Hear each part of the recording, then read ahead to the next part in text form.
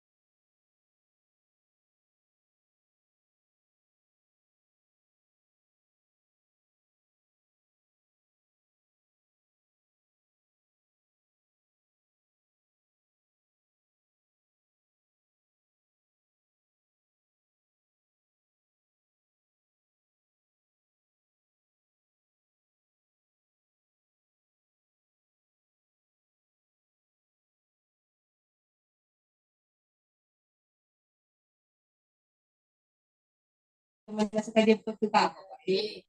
Jadi karena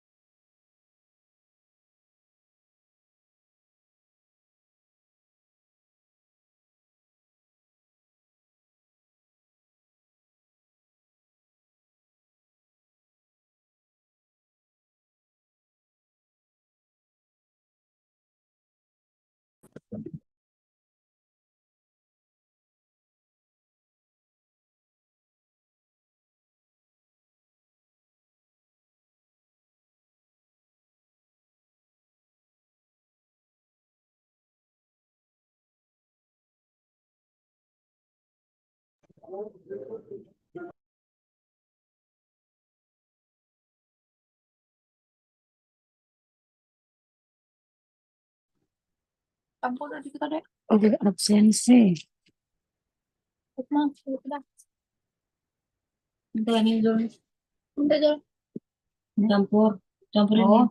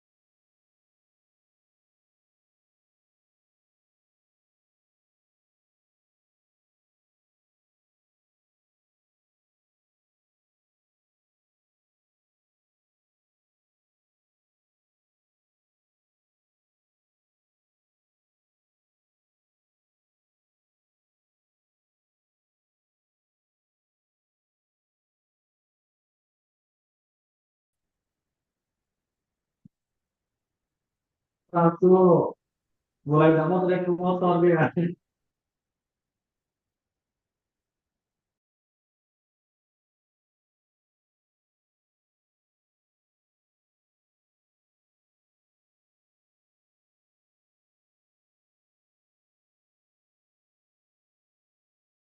least 5 pages long. I must.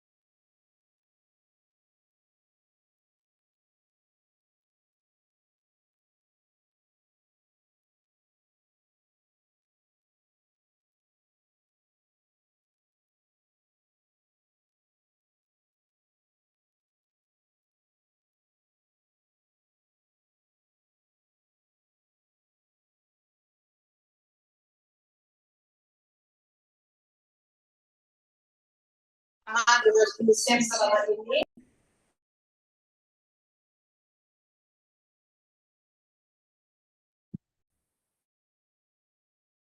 Keterlibatan atau partisipasi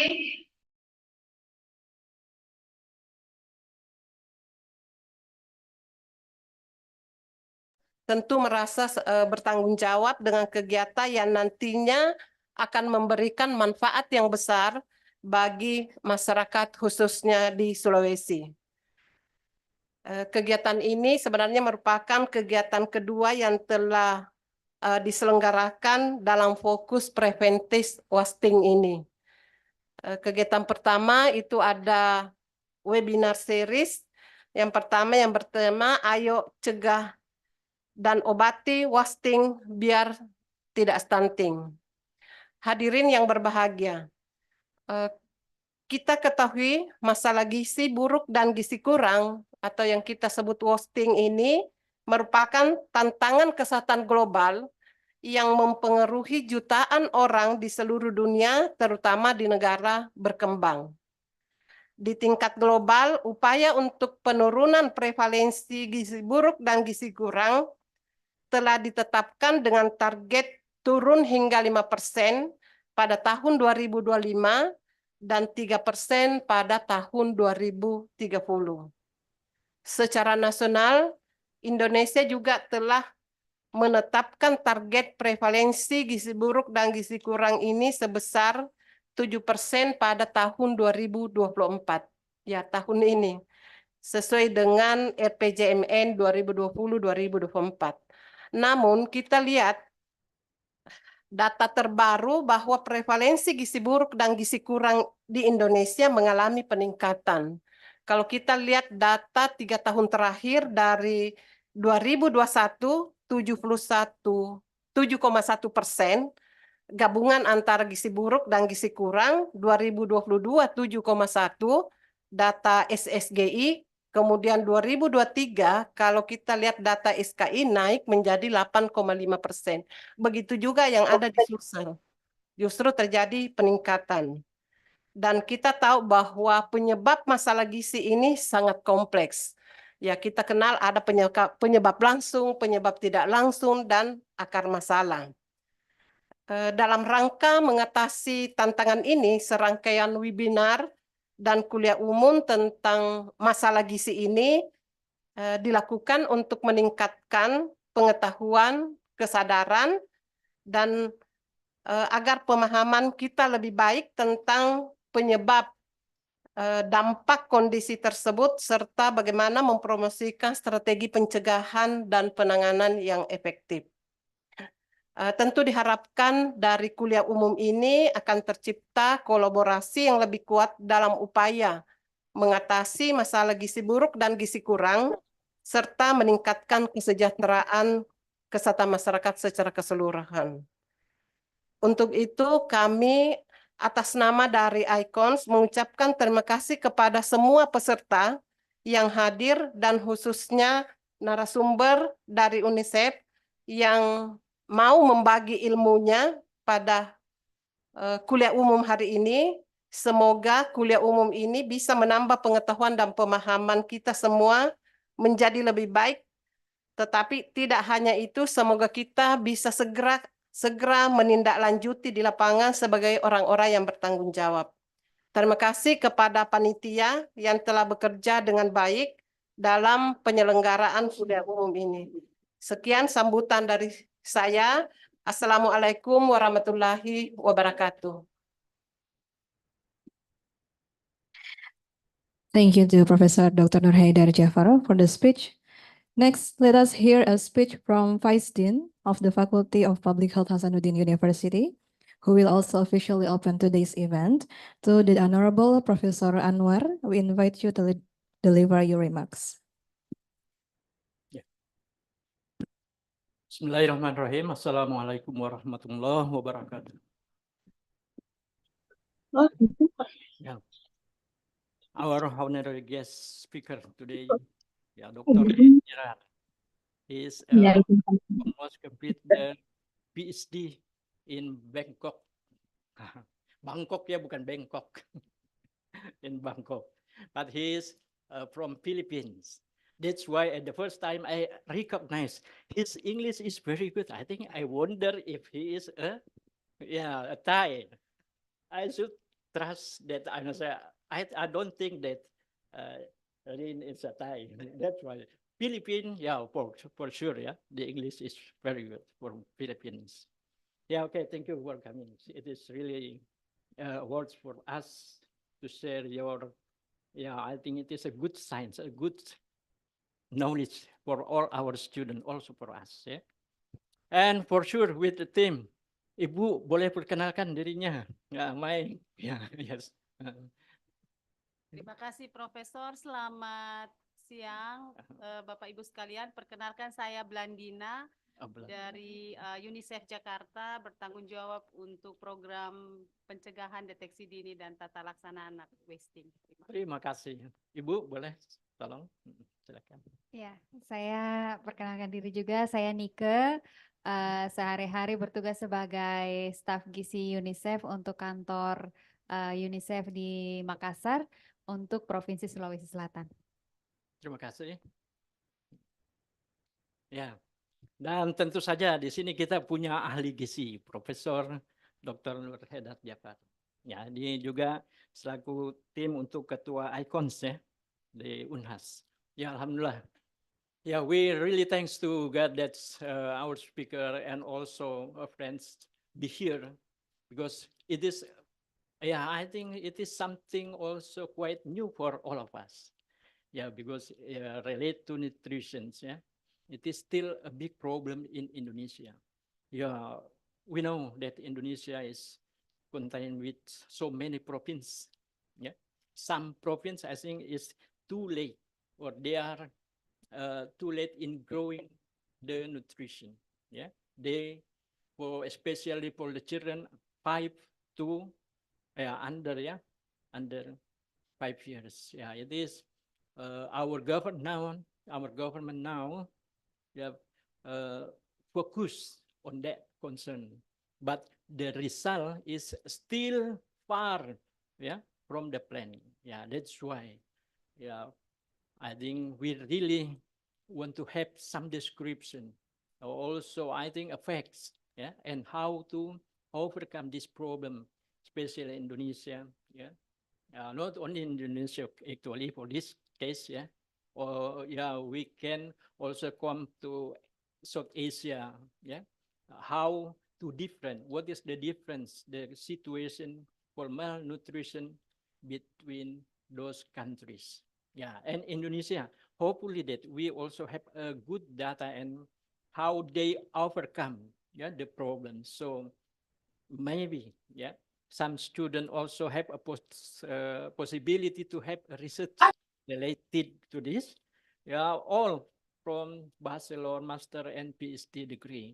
It is open. Yeah, yeah. I think we may give our attention and focus. You will have something new, yeah, knowledge, and we can apply, or we can go directly to the field to see, yeah, to find out the data. All right. Yeah, I think that's all from me. And this time, yeah, I would like to open this guest lecture by saying Bismillahirrahmanirrahim, and please give a big applause for our guest. Demikian, mudah-mudahan bermanfaat. Assalamualaikum warahmatullahi wabarakatuh. Thank you, Professor Anwar. And with this, the event is officially open. And now I will hand over the event to our moderator. She is Marini Amelia to lead the guest lecture. And to Marini Amelia, the floor is yours. Okay, thank you very much, our beautiful MC. So Assalamualaikum warahmatullahi wabarakatuh, and good afternoon, everyone. Yeah, I hope everyone is doing right, and thank you very much for coming here, and we are glad to have you all in the middle of this exam week. Yeah. this week maybe has been a bit hard for you, and then we're glad to gather here to update our knowledge about wasting. Yeah. So as previously mentioned by Professor Nur Haidar Jafar, that in the recent time, the prevalence of wasting has been increased. Although in the past years we have history to reduce the prevalence of wasting, but currently with a lot of things goings on with pandemic, inflation, and then also climate change, the prevalence of wasting is continue to increase. So we have to be careful, we have to be aware, and we have to prevent that kind of problem. So today we will talk about the management and also how to treat wasting and edema among infants and children under 8 years old, and what is the current guidelines. So with us, we have Mr. Rene Gerard Cruz as our speaker.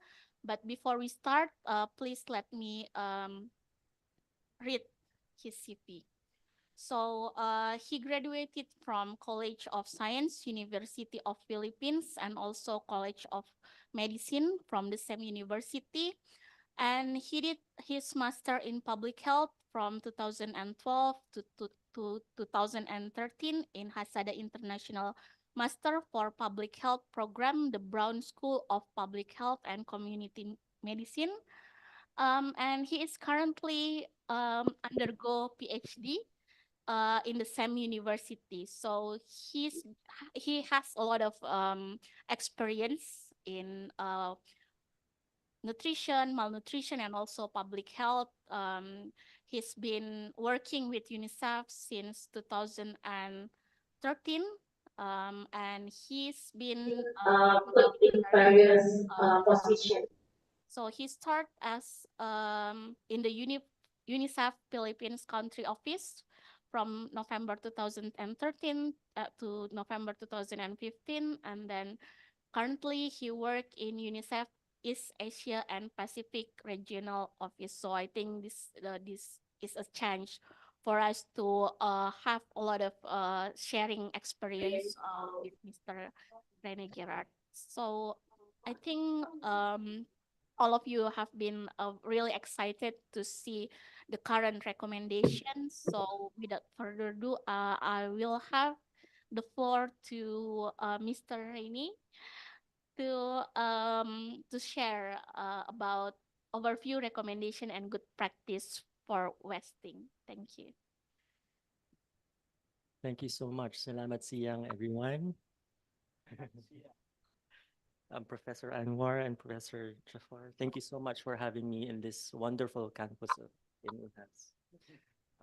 And thank you for your time this afternoon. I heard that you were also very busy with your exams, so thank you for your time this afternoon. I'll make sure to make it worth your while. Okay. I thank you so much for inviting me to speak about something that's very close to my heart and that I've been working on for more than 10 years already. It's really about child wasting. Does anyone know what child wasting means? I will try to keep this a bit informal and interactive. Does anyone know what it means? Child wasting. Wasting. Enggak mau ah. Tunggu dulu ganti S1 gizi. Okay, so maybe we go to the next slide because that's where we go. Next slide, please. Oops. One slide back. There you go. Okay. So child wasting refers to a child who is too thin for his or her height. And it is the result of very rapid weight loss or also the failure to gain weight. When does this usually happen? It usually happens when we are sick, right? We notice that we don't want to eat, we lose the appetite, or also during periods of food insecurity. That includes emergencies, and Madam also mentioned climate change, which also will trigger extreme weather events. It's important to note that a moderately or severely wasted child has increased risk for death. But the good thing is treatment is possible. Okay? And we have to also know that wasting is preventable. We have to make sure that the child receives proper diet, proper care, and also good quality services. So it's not just food. It's really about holistic nutrition, diets, services, and practices. And the practices will also include hand washing. Even if it's after COVID, we still have to remember to wash our hands. Also, immunization coverage is important because if we have low immunization coverage, then the vaccine preventable diseases will also come back. So all of these will influence the risk for child developing wasting. Next, please. So let's look at what it means globally. So globally, wasting threatens the lives of an estimated 45 million children across the world under age of 5 years, of which 13.6 million were suffering from severe wasting. So severe wasting is the severe form, and children with severe wasting have 9 to 12 times increased risk of death compared to a normal child.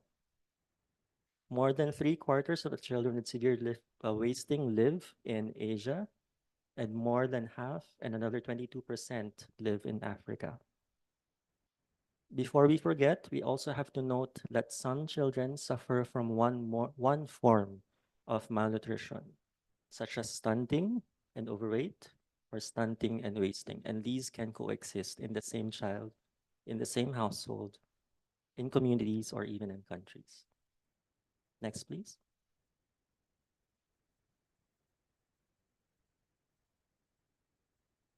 Okay. So what does it mean in the East Asia and Pacific region? So there is a high unfinished agenda for child wasting, with wasting above the threshold of public health significance of greater than 5% in most East Asia and Pacific regional countries, including those with a higher GDP. That includes Thailand and Malaysia. To the far right, we see the topmost, which is PNG. They have currently 14.1% child wasting. Next in line is, can you see? Indonesia. But I have to note that this is an old figure. I know that you have an updated figure in 2023. So this figure is around 10.2. From what I remember, it's around 8.8% in 2023. So, but globally, this is still what we use because that was compiled last year. So we still have a lot to go within the region. And overall, you'll see in the middle, the middle red line, that's the overall wasting prevalence for East Asia and Pacific, which is 3.7%. Next, please. And we have to also remember that wasting prevalence is important, but we also have to remember that this percentage is actually equivalent to a child's life, no? So we have to remember the numbers of children who are affected by wasting. And nearly 80% of the burden of severe wasting in East Asian Pacific are found in 3 countries. And topping the list again is Indonesia. Around half, or 49%, of the burden within the region is found in Indonesia because of the severe number of population. Next, please. Top 2 is also Philippines, so we're also top 3 within the top 3. So Philippines is a part of that list. Okay, also very important graph. We have to remember and break it down by age groups also. So within the under 5 age groups, we look at wasting prevalence across the ages from 0 months up to 23 months and 59 months also. So we have, what do you see here? That most of the children within the first 2 years of life actually are more affected by wasting. So many children in East Asia and Pacific are deprived of their right to good nutrition during the first 1,000 days. Do you know this concept? The first 1,000 days? It's actually comprised of pregnancy. So from conception until birth, so 9 months. How many days is that? Little math. 9 months, how many days? 9 times 30. 9 months, 24 days? No. How many days? Days. 9 months times 30 days is 270. Thank you. So 270, remember that. Then we extend to the first, from birth to first 6 months. So 6 months times 30.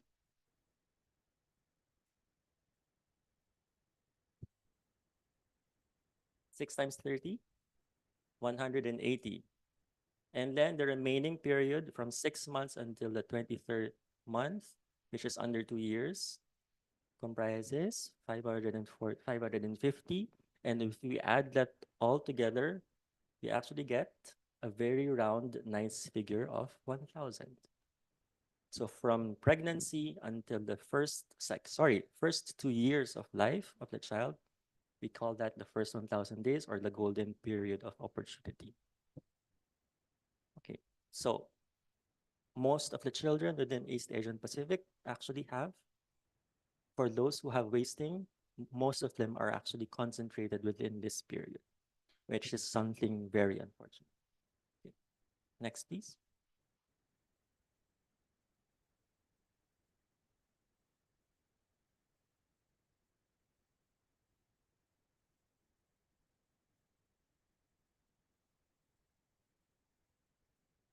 Okay. You just stay here. Okay.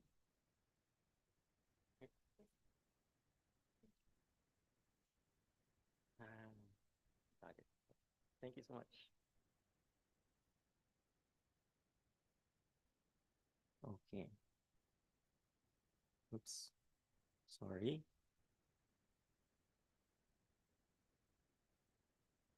So what the good thing is that we have actually a framework for action. So globally, UNICEF, WHO, WFP all work together to make sure that this doesn't happen and this doesn't worsen globally, especially in countries with high burden, no? And we developed this framework for action called the GAP framework, or the Global Action Plan to Reduce Wasting. And the target is to reduce the prevalence of wasting to less than 5% by the year 2025, and to further reduce the prevalence of wasting to less than 3% by 2030. So we are currently in 2024.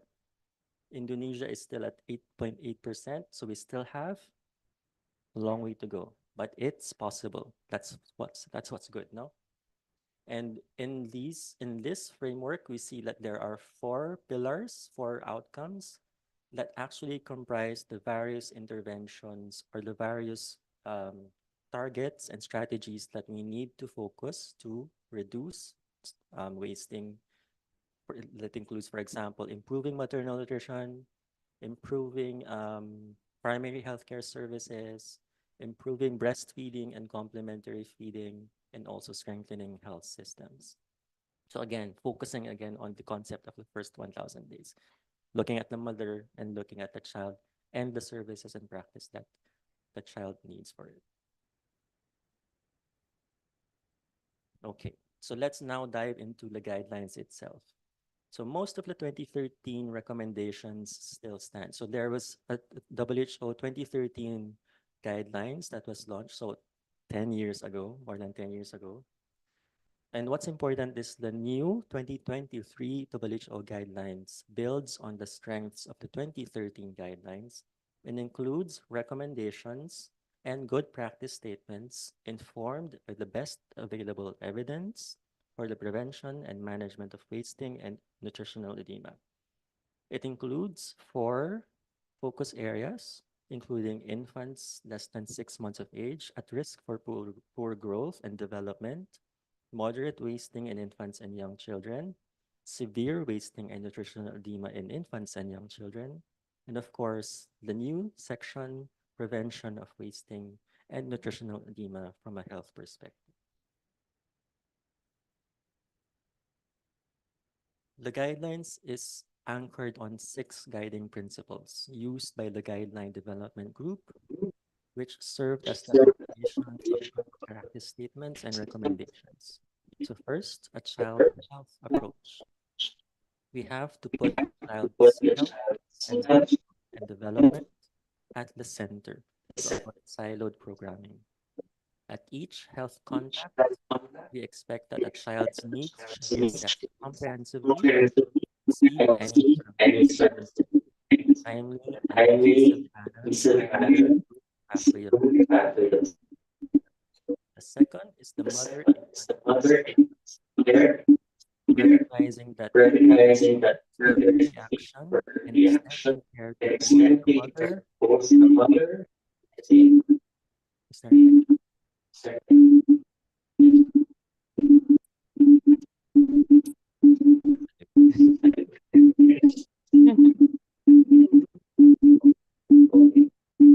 So again, the first is looking not at the challenge, the mother,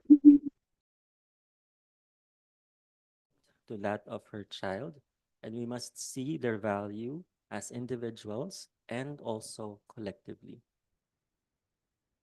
Third is the multi-sectoral action or health system focus. So health services need to be central, accessible, of good quality, and also utilizing community platforms is key to the success of this health system focused approach. The prevention and management of wasting and or nutritional edema must involve other systems besides health system, such as the food, water and sanitation, and social protection systems. This morning, we went to one of the Puskesmas and also the ECD Center in Pushandu. And I was happy to see how this multi-sectoral action was in place and working within Makassar itself. So there was a child who needed support because the family was a little bit vulnerable and also did not have enough income. So what the health worker team did was to reach out to the social welfare team to make sure that they also receive additional benefits not provided by the health team. So just wonderful, wonderful work there. Third is the access to diverse, nutrient-dense, and locally available foods, which will be integral in the prevention and management of wasting and also recovery from SAM. And this is the most sustainable approach because the child after treatment will come home and we have to make sure that he or she accesses this diverse, nutrient-dense, locally available foods. Local adaptation is also very important, especially in our context within the region. We have to make sure that implementation of the recommendations of WHO should be informed by local context and also country-level adaptation. And that's why I know that for Indonesia, they're also doing a lot of evidence generation, including bottleneck analysis, to make sure that such recommendations are also fed by local evidence. And lastly, gender equity. And I'm also happy to see a lot of women here because gender equity recognizes the burden of women in caring for children and the role power of structures, gender norms, also violence, which can result to wasting if the mother is not able to take care of children. So the ownership of resources and that contribute to children is important and their access to interventions.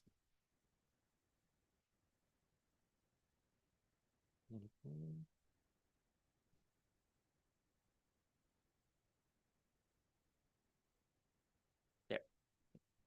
So, oops. What do we need to do?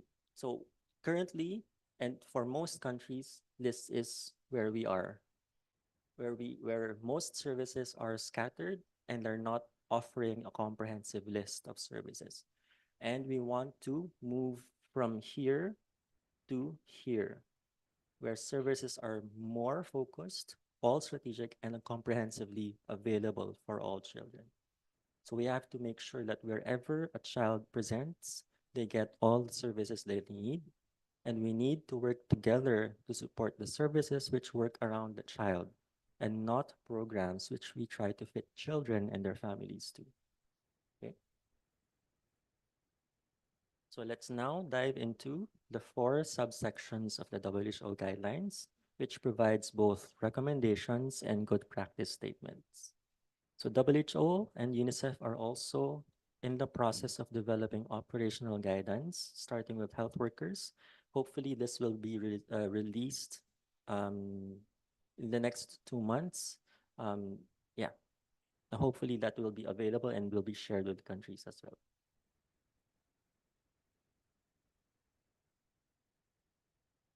Okay, let's start with basics terminology.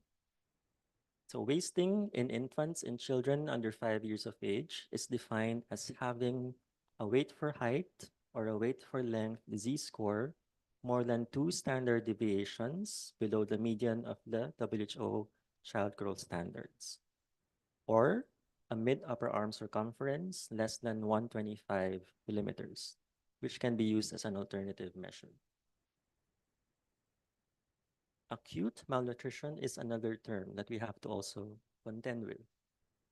Acute malnutrition is defined, and listen carefully, in children under 5 years of age as having a weight for height or weight for length Z-score more than 2 SD below the median of the WHO child growth standards, or having nutritional edema. Again, a MUAC less than 125 millimeters can be used as an alternative measure. So what's the difference between wasting and acute malnutrition? Did you catch it?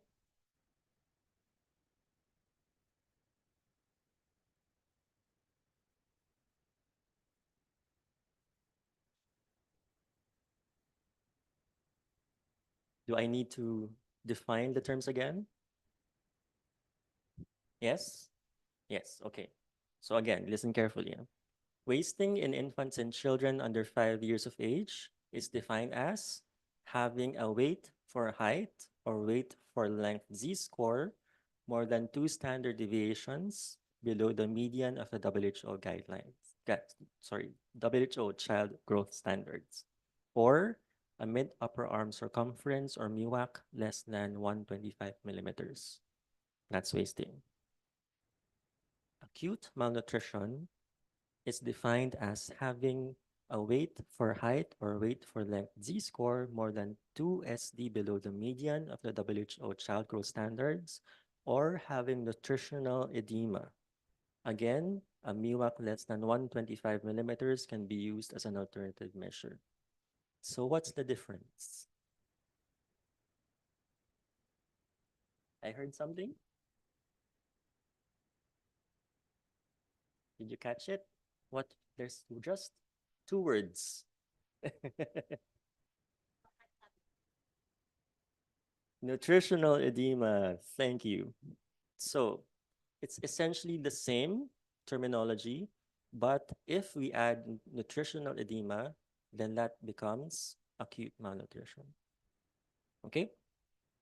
So wasting does not include nutritional edema, but if we add nutritional edema, we have to make sure that we change the term to acute malnutrition. It can be confusing, especially for health workers, no? Because these are very technical terms. And that's why within the UNICEF WHO operational guidelines that we will also release this year, we will still use the typical terms of moderate acute malnutrition and severe acute malnutrition, so as to lessen this confusion. Okay?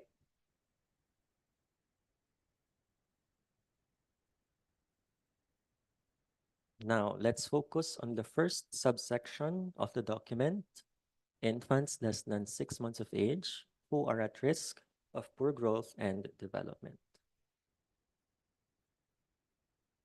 So this section focuses on infants at risk of poor growth and development, building on the 2013 guidance that had some but limited guidance on infants under 6 months with SAM. Okay, it's working. So the 2023 guidance expands the recommendations to identify and intervene early for infants who are not growing well or who are at risk of poor growth and development before they meet the criteria for severe acute malnutrition. And children with wasting are a subset of this group. The immediate goal of early detection is that we have any acute or psychological problems identified and prevent these infants from becoming severely wasted. So it really is under early detection and early action.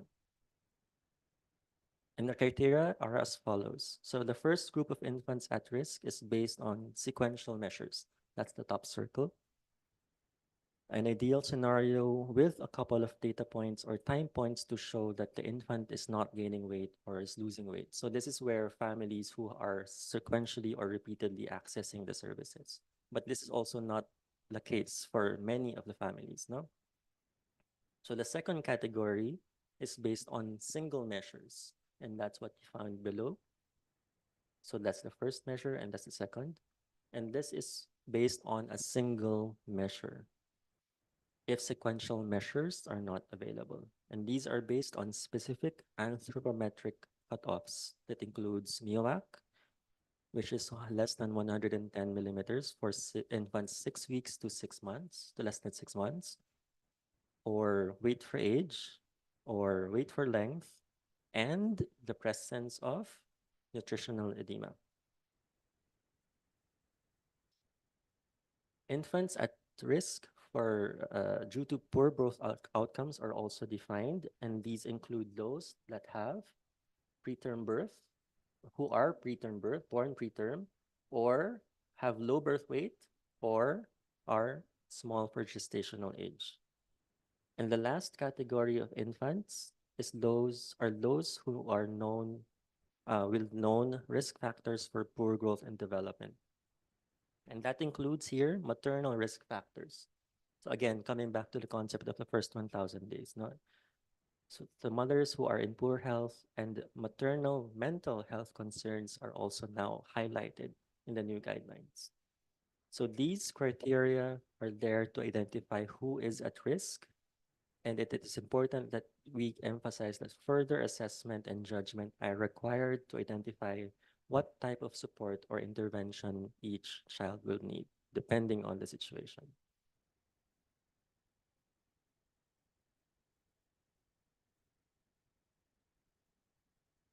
This is also a new update on admission, referral, and transfer, and also exit criteria for infants at risk for poor growth and development. The 2013 guidelines that had admission, referral, transfer, and exit for infants were all only with SAM. So now they expanded the criteria to include those who are at risk for poor growth and development. A new step was also added.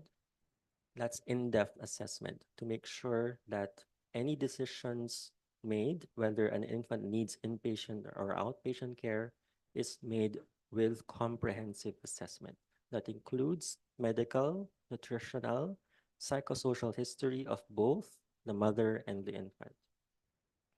There was also clarification of which medical problems should be managed between outpatient and those that need inpatient care.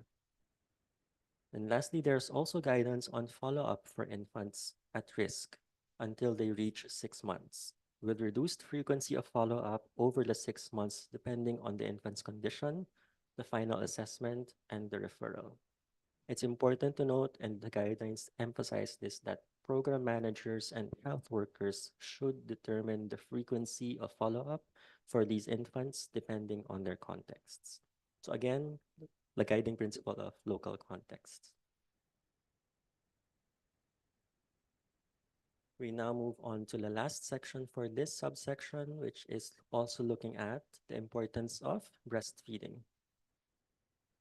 So there's also emphasis on early action and managing the health and nutritional needs of the mother.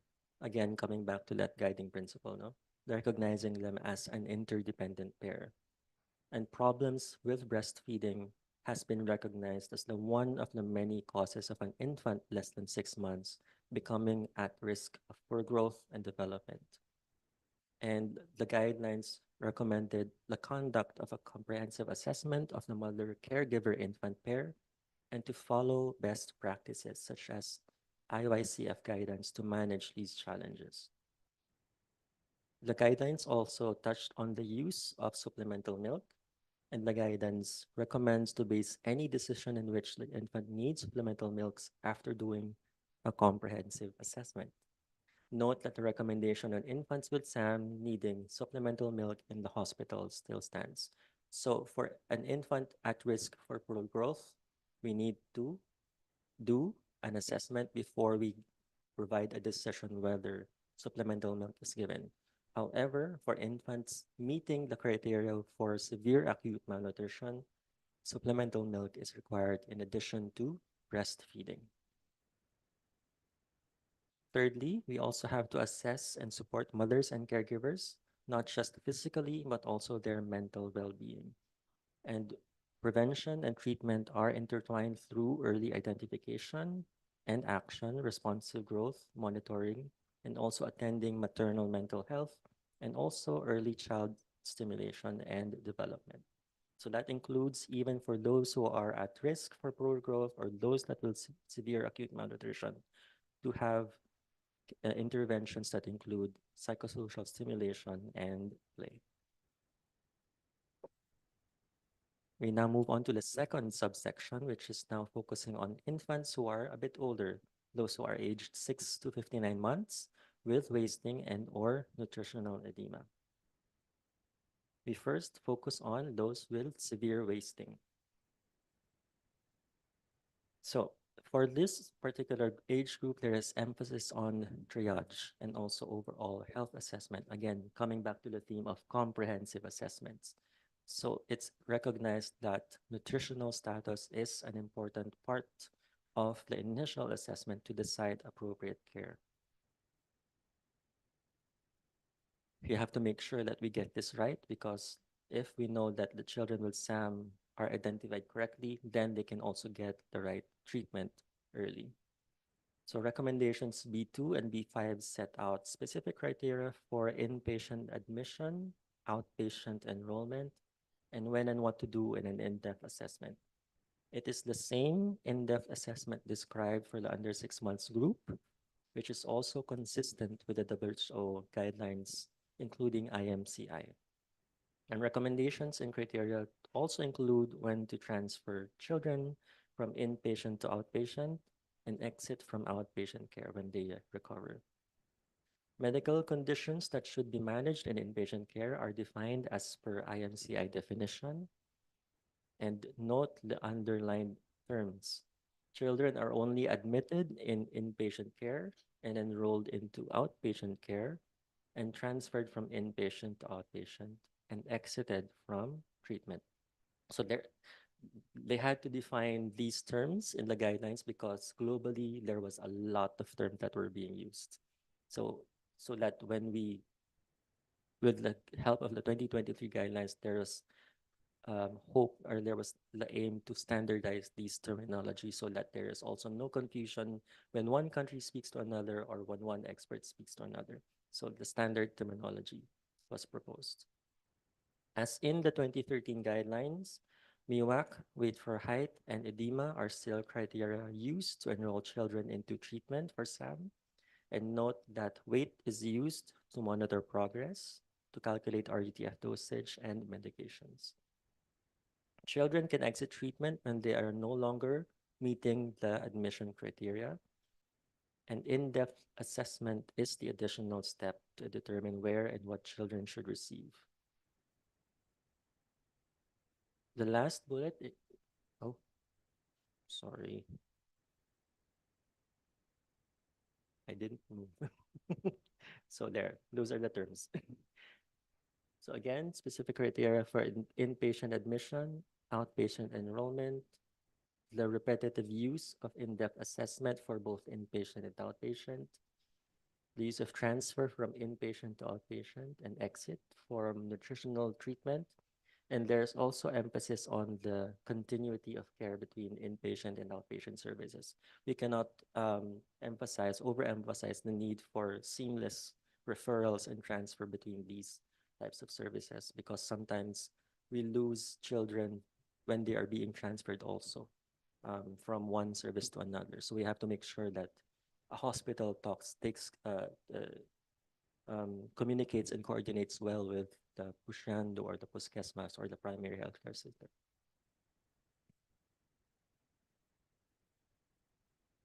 Okay, so also important for the management of wasting is dehydration, because this will change the manner of the treatment as well. So dehydration assessment is very important, and this will actually determine what type of rehydration solution will be given for dehydration and no shock. So Resomal is the preferred type of, that's the rehydration solution for the management of malnutrition. It's preferred still for children with SAM with dehydration but not with shock. However, because this particular solution is not available everywhere, so the use of low osmolarity ORS can be used if Resomal is not available. So this recommendation actually came for trials showing where there's no harm giving ORS and that there's some cost savings in ORS compared to Resomal. And this is actually more generally available. There's not enough evidence to use or recommend hydrolyzed formulas for intolerance to F75 or F100. These are the therapeutic milks for the treatment of severe acute malnutrition at the inpatient level. And also, they recalculated the quantity of RUTF for the duration of the treatment. And there are options now to further reduce the quantity once the child is no longer SAM, considering that this may have actually cost-saving implications. So it was actually, data has actually shown that the reduced dosage did not do any harm, and outcomes were similar to the higher dosage. So this was considered from an equity perspective to potentially treat more children because of the potentially lower dosage given to children. So the decision to reduce RUTF quantity for children who are no longer SAM should be made at program level, taking into account factors like food security and others. Okay, also very important for Indonesia's context, the management by community health workers, which we have a strong cadres here, no? So this was a very big shift from the 2013 guidelines, which focused on CHW's screening only and referring children with wasting. For the 2023 guidelines, there was a conditional recommendation that required adequate training and regular supervision of CHWs. And the recommendation has factored in that CHW networks and capacities can be very different from country to country. The evidence from this recommendation came from studies where there were very close supervision and training from NGOs. In the case that it is not possible to implement this recommendation, trained CHWs should still identify and refer infants and children with wasting and or nutritional edema for full assessment at the health facility. So again, the recommendation is conditional that if CHWs have capacity and they are supervised regularly, they can actually provide the service. They can manage children with SAM. However, important in the last point that CHWs should not manage infants less than 6 months. That will still be with the health professionals because they require a different set of skills.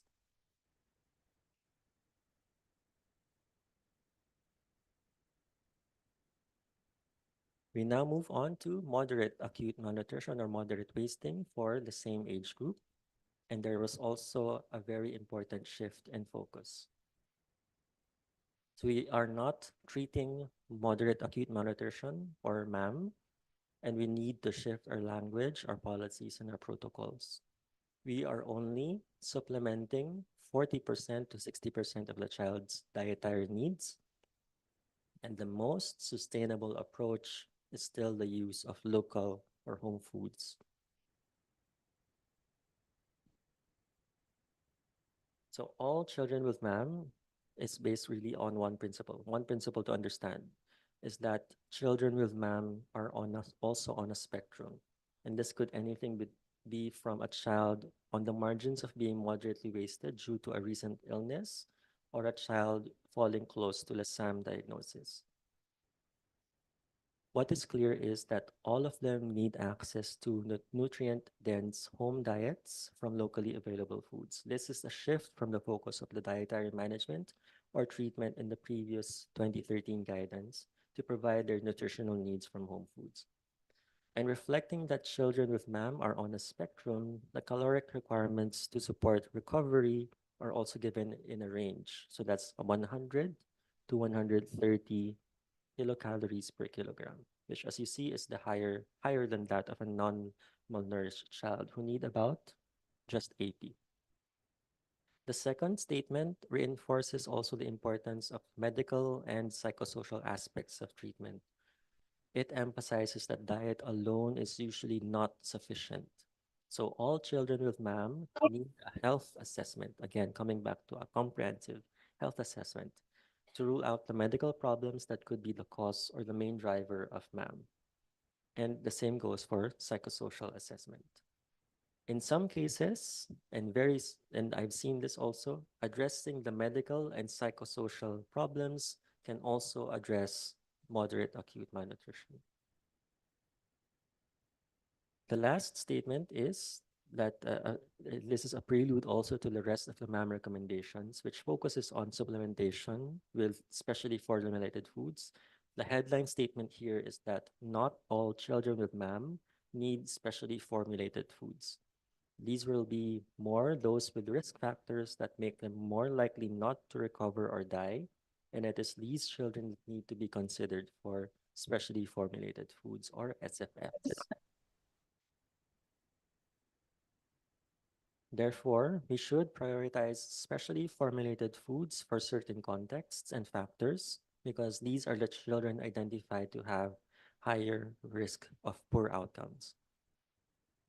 Providing these specially formulated foods should be done together with other interventions, such as counseling or other foods, and to the extent possible. So some of the individual child factors to consider are listed on the screen. This include a weight for age below -3 Z-score, if a child has not recovered from MAM despite all other interventions, or if they relapse, have comorbidities, or a history of SAM. There are also children with risk factors due to social factors and personal circumstances. And for example, this is when the mother is absent because she is too ill or unfortunately has passed away. In the high-risk context, that's the one to the right, which the guideline spells out as not limited to humanitarian crises, all children with MAM should be considered for specially formulated food. And again, the key words here would be food insecurity. And these are the contexts where most of the population is affected by the factors listed here, including food insecurity, low socioeconomic status and income, and places where there is a high incidence or prevalence of wasting, which could be seasonal. And the decision on which factors a country or specific program should prioritize should be based on the context and consider feasibility, acceptability, and also equity. When specially formulated foods are needed, lipid-based supplements are the first to be prioritized. These are formulations that adhere to the technical specifications of RUTF or RUSF. That's RUTF, ready-to-use therapeutic food, or ready-to-use supplementary food. which meet the Codex specifications of ready-to-use foods. If these are not available, which is in the case for Indonesia, then fortified blended foods with added sugar, what happened? With added sugar, oil, and or milk will actually be considered improved fortified blended foods, which is better than those without these ingredients. In a systematic review to answer this question, the guidelines also highlighted the conclusion that the lipid-based nutrition supplements were favored in effectiveness on child health outcomes and costs. However, there's a lot of variability of the cost depending on inflation and also transport. So the costs of improved FBFs, depending on the setting, has been considered. The last recommendation is also important, that we need to meet a range of 40 to 60% of the total daily energy requirements from the SFF. And the exact target should be based on contextual factors. Again, there is an indication for supplementation at SFFs. The principle that home diets should meet as much of the nutritional requirements as possible remains. Third subsection, we're nearly there. So this is one of the new areas that WHO really highlighted, no? The post-exit interventions after recovery from wasting. These are the new recommendations with the rationale that children who are recovering from wasting have a high rate of relapse and risk of mortality following nutritional recovery, which warrants greater emphasis on monitoring and also interventions after they exit the treatment. There are three main recommendations for this subset. The first reinforces the importance of, again, a comprehensive approach to post-exit interventions for both the mother and the child. Again, reinforcing the importance of the mother and child diet in the first 1,000 days. The next recommendations are about the type of interventions that have been found to reduce the relapse rate or prevent relapse. And these were narrowed down to counseling and education, support to responsive care, so providing the care that's needed by the child depending on the cues or what he or she is communicating. And lastly, safe water, sanitation, and hygiene interventions. Again, so wash, no? Psychosocial stimulation and also cash transfers were also highly emphasized. So psychosocial stimulation should be started during treatment and continued after exit. And this includes responsive feeding and caregiving. Cash transfers are also an option dependent on the feasibility and cost in the context. The last subsection, yay. Prevention. Also very new. This was only launched November of last year. So this is now a comprehensive approach to preventive interventions in contexts where wasting and nutritional edema occur.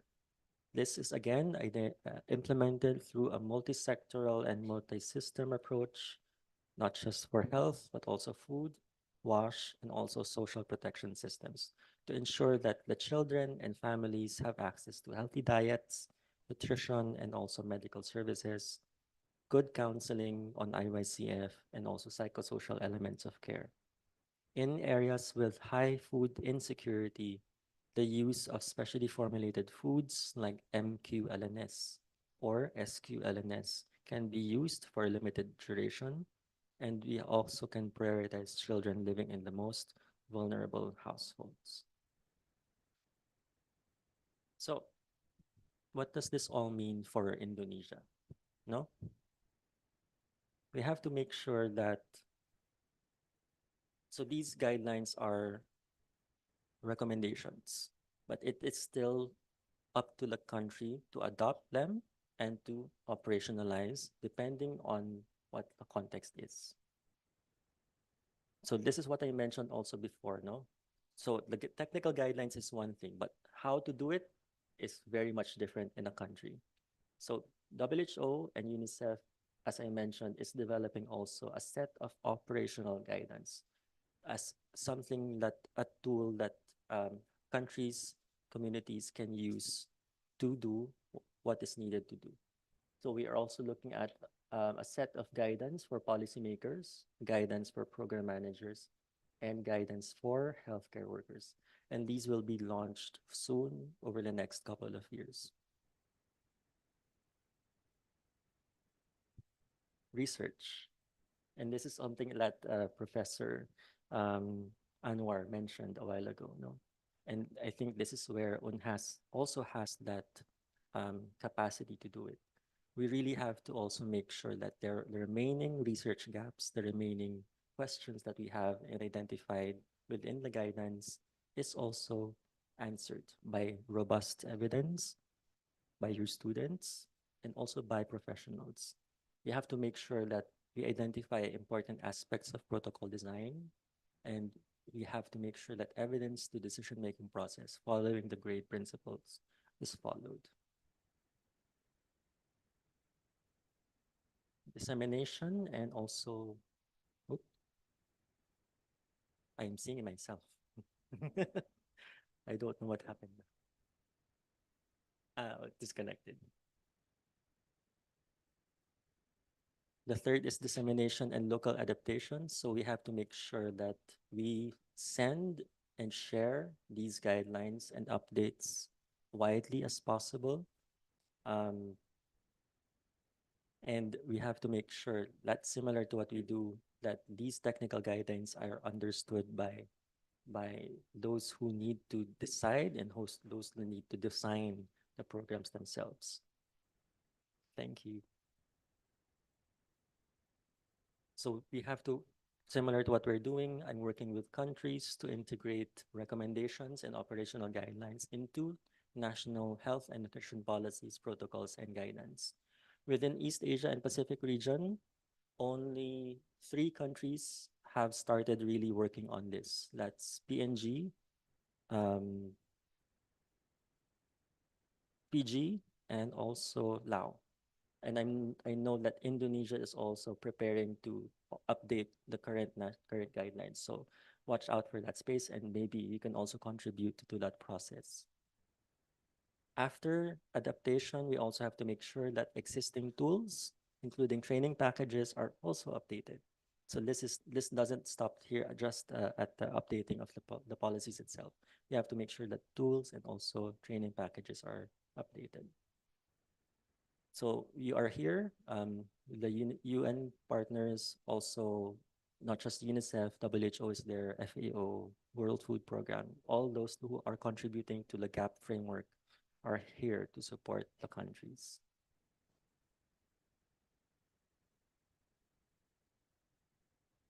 That's it.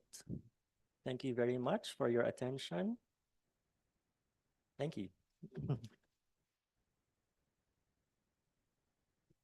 Okay, thank you very much, Mr. Reina, for the sharing and the materials. I think it's very interesting for me. I think it's very interesting to see. Maybe sometimes we think it's very basic to see the definition, but then it's very important to early detection and also to have prevention and suitable prevention and treatment. So sometimes we think it's basic and then we forget about it, but definition is very, very, very important. Okay, so I think some of you must have questions for Mr. Rini from his explanation. So please, if you have any question, you can raise your hand and you can ask in Bahasa or in English. If you ask in Bahasa, that's also very, very fine. I will translate for you. Okay, any questions from you? Or maybe from people in the Zoom, you can also ask any questions. You can raise your hand in the Zoom, or you can also type your question in the chat box. Okay.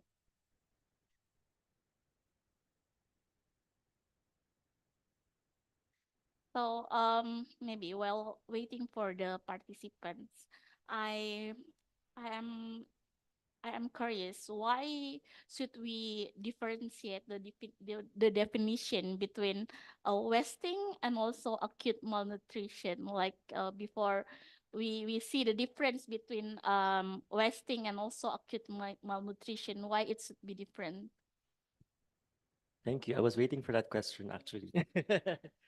So studies have shown that those with edema are actually more at risk for infections. And there was one case in shown by the health worker in Lapushandu, where a kid had severe edema, bilateral edema, and the skin already had shown dermatoses or infections. So the skin was already inflamed and also losing integrity. So just losing that integrity opens the kid to more infections, more severe infections, and yeah, that just worsened. So there was this move to differentiate between wasting and also acute malnutrition. Iya, tadi itu bedanya ya. Kenapa sih kita harus membedakan definisi antara wasting dengan malnutrisi akut ya, atau akut malnutrition. Tadi kalau misalnya apa namanya tadi? Sorry, can you repeat the explanation? I cannot explain to them while. Okay. So it's the nature of the condition itself. So acute malnutrition, the presence of edema is actually placing the child more at risk. Ya, jadi kalau misalnya ada edema, maka itu akan lebih beresiko bagi anak ya, terutama anak di bawah 5 tahun. Can you elaborate it further? Like I just explained to them that if there is edema, it will be put the children more at risk. But Yes. You mentioned about The child, the yes. child. So this morning we saw a photo of the child where the child had severe edema and also showed the skin was already inflamed and also losing integrity. So that already places the child at more risk because the skin is not protecting the child's legs anymore. Ya, jadi ada satu kasus di mana ketika anaknya itu sudah edema, maka apa namanya kulitnya juga sudah terinflamasi. Jadi kulitnya itu karena di kakinya itu kulitnya sudah terinflamasi, makanya anak ini menjadi lebih beresiko ya. Jadi bisa kehilangan kemampuan geraknya seperti itu. Jadi itu kenapa tadi dibedakan, kenapa beda sih antara pengertian wasting sama acute malnutrition ya, atau kadang ya acute malnutrition seperti itu. Okay. So for any of you, is there like question, or maybe if you have some experience in the community health services or in hospital, some of them are postgraduate students who already work, some in puskesmas and some also in hospital. Maybe you can share your experiences in handling malnutrition children. Any students would like to share, or maybe would like to ask again, like in what kind of condition where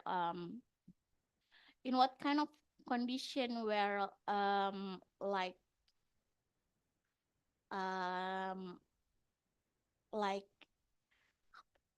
community health workers like cannot give their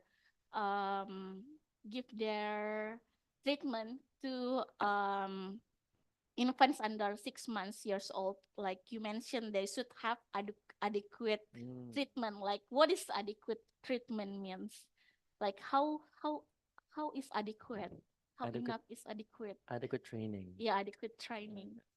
So that's the new recommendation within the WHO. So I wanted to emphasize it again now. So assessment, classification, and treatment of children 6 to 59 months with wasting can be carried out by community health workers, so long as they receive adequate training and regular supervision of their work. And adequate training here is that they should receive a formal training that's provided. That's the standard by the government partners or even an NGO partner, and that there is regular supervision. So there's feedback and mentoring and supervision that's regular, built in as part of their regular work and service delivery. So they have to have like kind of certification, like they have training. Ya, jadi tadi juga salah satu pesannya ya di rekomendasinya itu adalah untuk bayi di usia di bawah 6 bulan itu tidak boleh di puskesmas gitu ditangani untuk gizi buruknya, tapi harus di pelayanan kesehatan yang lebih tinggi, kecuali kalau apa namanya, kecuali kalau petugas tenaga kesehatannya itu sudah memperoleh training ya atau pelatihan, dan memperoleh pelatihannya itu bukan cuma satu kali tapi secara continuous ya atau berkala, kemudian juga telah mendapatkan supervisi yang ketat oleh apa namanya atasannya seperti itu. Mungkin dari Bulani ada mau menambahkan?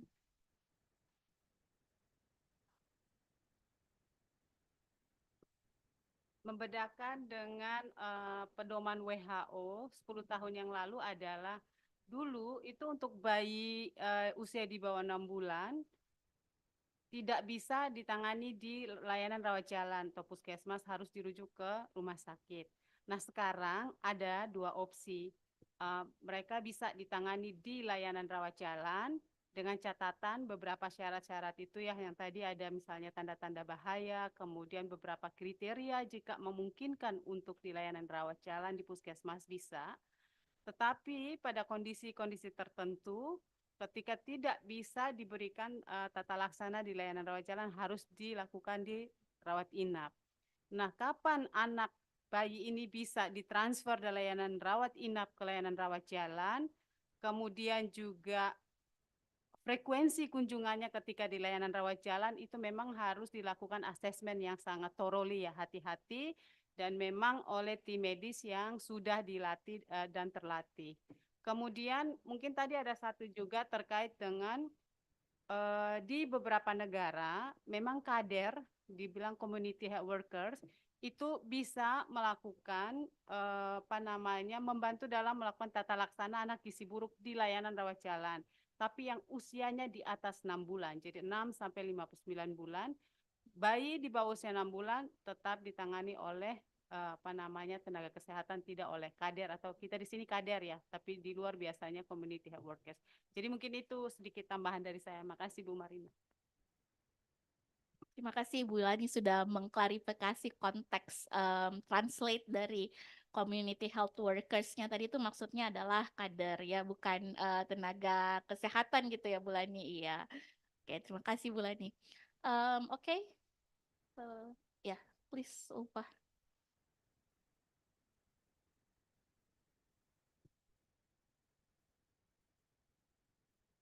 Thank you. Actually, now the student here.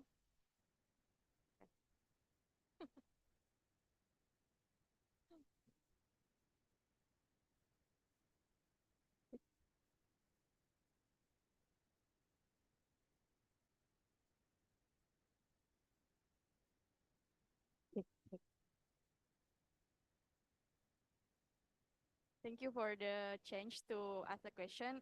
This is actually related to the definition, the question from Bu Marini.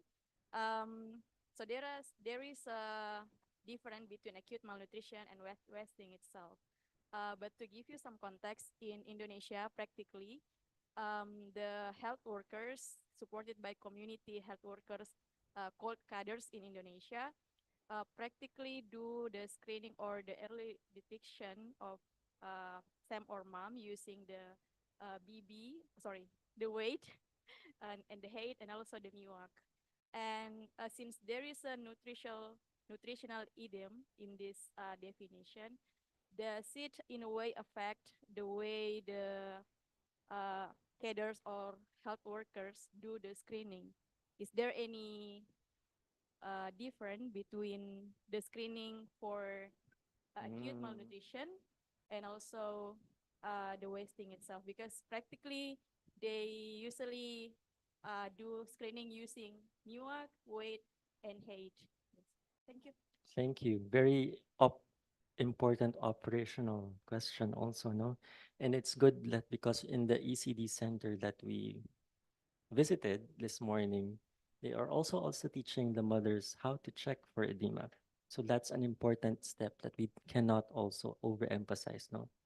So apart from taking NUAC, taking weight and also height and plotting that to get the Z-scores, we also have to check for edema to make sure that we're not missing the presence of edema, bilateral pitting edema in a child. And it's as simple as holding the child's feet and pressing using gentle thumb pressure, applying it for 3 seconds and letting go. And if you see an indentation in the skin, similar to when you touch a ripe mango, you see that indentation, no? That's then the presence of bilateral pitting edema. So it's very easy to check, and it's an important step that we should not also miss when we are screening for children. Oke ya, jadi tadi dijelaskan bagaimana sih kita melakukan edema. Tadi kan sudah banyak ya dijelaskan tentang edema ya, bahwa kalau misalnya harus dibilang kapan sih dibilang kapan dibilang acute malnutrition adalah ketika ada edema. Nah, bagaimana caranya mendeteksi edema itu? Nah, caranya adalah dengan melakukan pitting edema ya. Jadi ditekan pada kedua kakinya, kemudian dilihat gitu apakah ada bekasnya ya. Nanti itu banyaklah dipelajari, terutama ketika belajar tentang pedoman teknisnya di lapangan, bagaimana kita mendeteksi acute malnutrition seperti itu ya. Oke.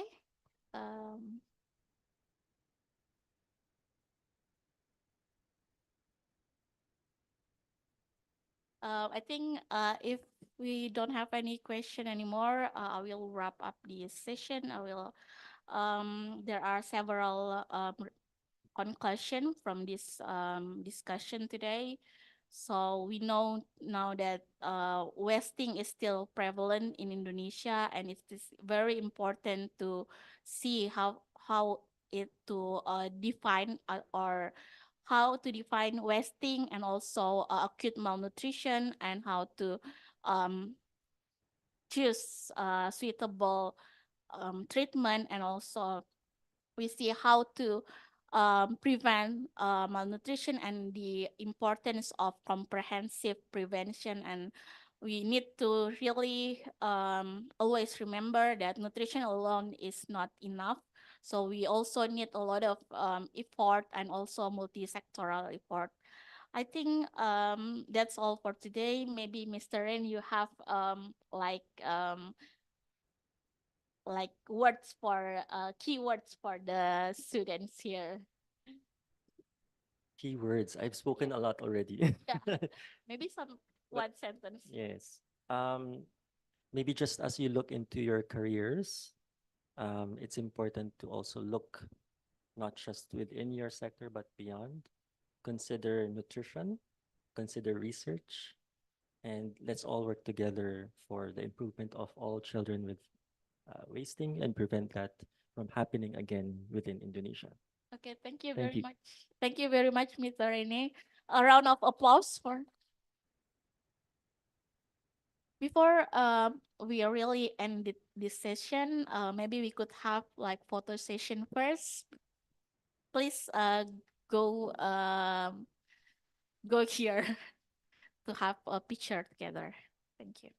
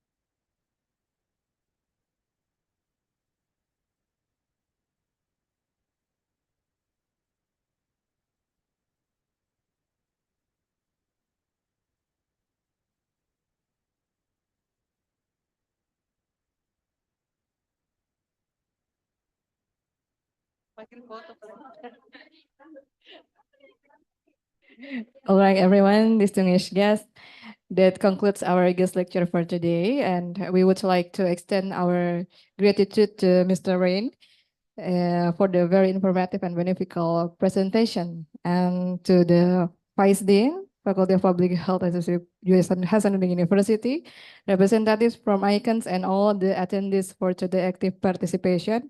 Please giving a applause to us.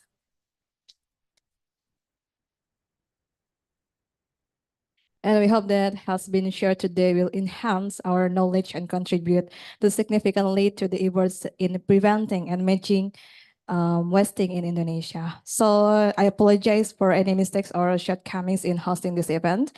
Thank you very much for attention and participation. Good afternoon and see you in the next time. Thank you.